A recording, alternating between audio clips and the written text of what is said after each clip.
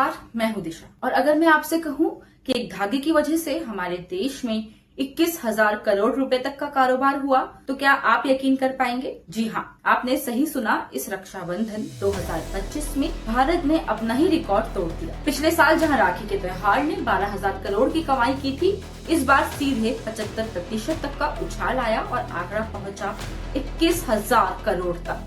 सवाल ये है कि ये पैसा आया कहां से, गया कहां और इससे फायदा किसे हुआ? इस वीडियो में हम इन सभी बातों को समझेंगे और इन सभी बातों को मैं समझाऊंगी आपको अलग अलग सेक्टर्स के बारे में बताते हुए, फिर चाहे वो ट्रांसपोर्ट हो, ऑनलाइन शॉपिंग हो। सबसे पहले आंकड़ों को समझते हैं। 2024 में राखी से जुड़ा कुल व्यापार हुआ था लगभग 12,000 करोड़ का। इस बार 2025 में ये आंकड़ा बढ़कर पहुंच गया 21,000 करोड़ तक। अब इसका मतलब क्या है?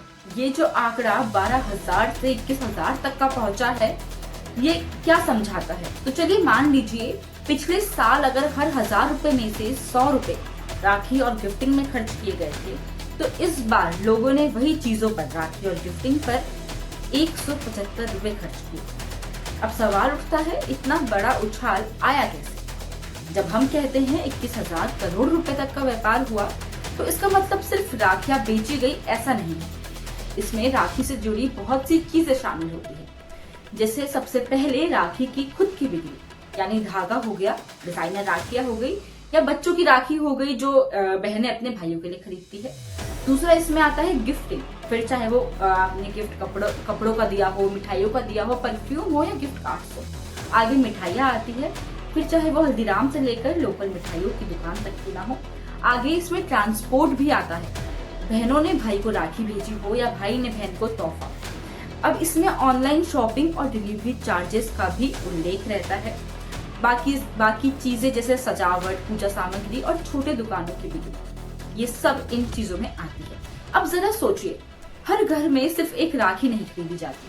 हो सकता है एक घर में 3 से 4 भाई हो सकता है कि आपको 5 से 6 गिफ्ट्स खरीदने हो, मिठाइयों बहुत से लोगों को भेजनी हो और ऊपर से सजावट का खर्चा अलग। यही छोटे छोटे खर्चे मिलकर बनाते हैं 21,000 करोड़ का विशाल व्यापार। अब यहाँ बात आती है ऑनलाइन और ऑफलाइन शॉपिंग की। तो सबसे पहले हम समझते हैं हमारा ऑफलाइन मार्केट, जो हम बचपन से देखते आए हैं। हमने देखा भी है कि हम मार्केट में जाते हैं और दुकानों से राखी खरीद के लाते हैं। तो छोटे दुकानदारों, सड़क किनारे रखने वाले जो स्टोर है, जो राखी रखते हैं, मिठाइयों की दुकान हो गई, ये अभी भी भारत के हर गली मोहल्ले की भीड़ है। आपने हर जगह देखा होगा। और अगर ऑनलाइन मार्केट की बात करें तो अमेजोन, फ्लिपकार्ट, मीशो और बहुत ऐसी वेबसाइट है जहां पर आपको राखी मिल जाएगी या रक्षाबंधन के लिए गिफ्ट्स मिल जाते हैं। और ऑनलाइन मार्केटिंग की जब मैं बात कर रही हूँ, तो इस बार इन वेबसाइट्स ने खास तौर पर रक्षाबंधन गिफ्ट हैम्पर्स लॉन्च की और टायर 2 और टायर 3 शहरों तक पहुंच बनी। इस बार ये ट्रेंड दिखने को मिला कि छोटे शहरों में भी लोग ऑनलाइन गिफ्ट मंगाने लगे, जबकि इससे पहले देखा गया है कि बड़े शहरों में तो लोग ऑनलाइन शॉपिंग करते ही थे, पर छोटे शहरों तक ये ट्रेंड अभी तक पहुंचा नहीं था। लेकिन अब ये मुमकिन हो गया है, यानी डिजिटल इंडिया का असर अब त्योहारों की खरीदारी पर भी साफ दिखता है। अब सबसे जरूरी सवाल, क्या इस बढ़े हुए व्यापार का फायदा छोटे दुकानदारों को हुआ? क्या छोटे दुकानदार इसका फायदा उठा सके? तो जी हाँ, जरूर।